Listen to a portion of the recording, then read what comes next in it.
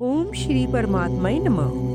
ऋग्वेद संहिता प्रथम मंडल सूक्त नंबर 64। इस सूक्त के ऋषि नोधा गौतम, देवता मरुत तथा छंद जगती व त्रिष्टुप हैं। हे नोधा ऋषि, वर्षक सुंदर यज्ञ और पुष्प फल आदि के कर्ता मरुद गुणों को लक्ष्य कर सुंदर स्त्रोत का गान करने के लिए प्रेरणा करें। जिन वाक्यों से वृष्टि धारा की तरह अर्थात मेघों की विविध बूंदों की तरह यज्ञ स्थल में देवों को अभिमुख किए जाते हैं, उन्हीं वाक्यों को धीर और कृतांजलि होकर मनोयोग पूर्वक प्रयुक्त करता हूँ। अंतरिक्ष से मरुत गोलोक उत्पन्न हुए हैं। वे दर्शनीय, वीर्यशाली और रुद्र के पुत्र हैं। वे शत्रुजयी, निष्काम और सबके शोधक सूर्यदेव की तरह, दीप्त रुद्र के गण की तरह अथवा वीरों की तरह बल पराक्रमशाली और विष्टि बुंद युक्त और घोर रूप हैं। रुद्र के पुत्र मरुदगण और युवा और वृद्धावस्था से रहित हैं तथा देवों को हाथ नहीं देते, उनके नाशक हैं।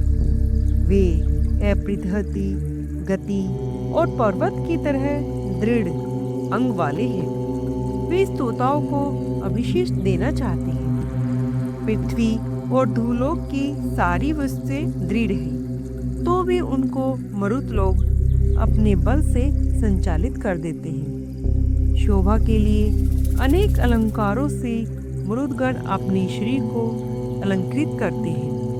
शोभा के लिए हृदय पर सुंदर हार धारण करते हैं और अंग से आयुष पहनते हैं। नेत्र स्थानीय मरुदगण अंतरिक्ष से अपने बल के साथ प्रादुर्भूत हुए हैं और यजमानों को संपत्तिशाली, मेघ आदि को कंपित और हिंसक को विनिष्ट करके अपने बल द्वारा मरुतों ने वायु और विद्युत का निर्माण किया है।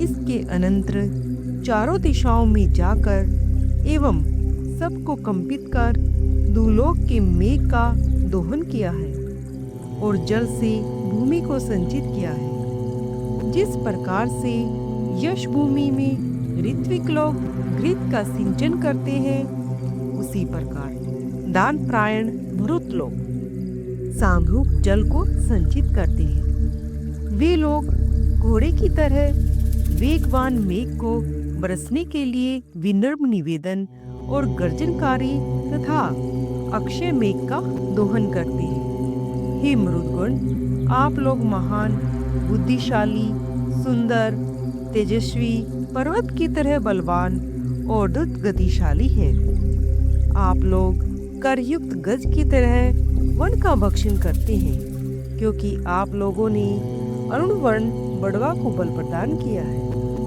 उच्च ज्ञानशाली मरुदगण शेर की तरह गर्जना करते हैं। सर्वज्ञाता मरुदगण हिरण की तरह सुंदर है और मरुत लोग शत्रु विनाशक, स्तोता के प्रतिकारी और क्रुद्ध होने पर नाशकारी व बल से संपन्न है। ऐसे मरुदगण अपने वाहन मृग और हथियारों के साथ शत्रुओं द्वारा पीड़ित यजमान की रक्षा करने के लिए साथ ही आते हैं। हे बलवत, मनुष्य हितैषी और वीर्यशाली मरुदगण, आप लोग बल द्वारा विध्वंसक क्रोध से युक्त होकर आकाश और पृथ्वी को शब्दमयान करते हैं। हे मरुदगण, आप लोगों को तेज विमल स्वरूप या दर्शनीय विद्युत की तरह रथ के सारथी वाले स्थान पर अवस्थित होते हैं। सर्वज्ञ, धनपति, बलशाली और शत्रुनाशक, अमित पराक्रमी, सोमभक्षक और नेता मरुदगण अपनी दोनों भुजाओं के हथियार धारित करते हैं। वृष्टि वर्धन करता मरुदगण सोने के रथ चक्र द्वारा मेघों को उनके स्थान से वैसे ही ऊपर उठा लेते हैं जैसे वायु मारक सत तिनके को उठा लेते हैं। वे यज्ञ प्रिय, देवों के यज्ञ स्थल में आते हैं, स्वयं शत्रुओं पर आक्रमण करते हैं, अचल पदार्थों का संचालन करते हैं, दूसरे के लिए अक्षय संपत्ति और प्रकाशशाली आयुष धारण करते हैं। राक्षसों के विध्वंसक, सर्व वस्तु शोधक, वृष्टिदाता, सर्वदृष्टा और रुद्रपुत्र मरुदगण की हम स्तोत्रों द्वारा स्तुति करते हैं। हम धूलोत्पत्ति प्रेरक, शक्तिशाली, दिव्यश युक्त और अविशिष्ट वर्षी मरुदगणों के आश्रय को प्राप्त करें।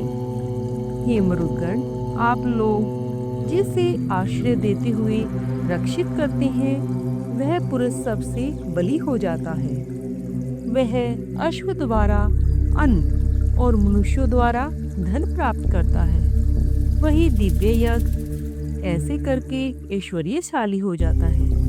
हे मरुदगण, आप लोग यजमानों को सब कार्यों में निपुण, युद्ध में अजीय, दीप्तिमान, शत्रु विनाशक, धनवान और प्रशंसा भाजक और सर्वज्ञ पुत्र प्रदान करें। ऐसे पुत्र पौत्रों को हम 100 वर्ष जीवित रखना चाहते हैं। हे मरुदगण, हम स्थिर, वीर्यशाली और शत्रुजयी धन प्रदान करें।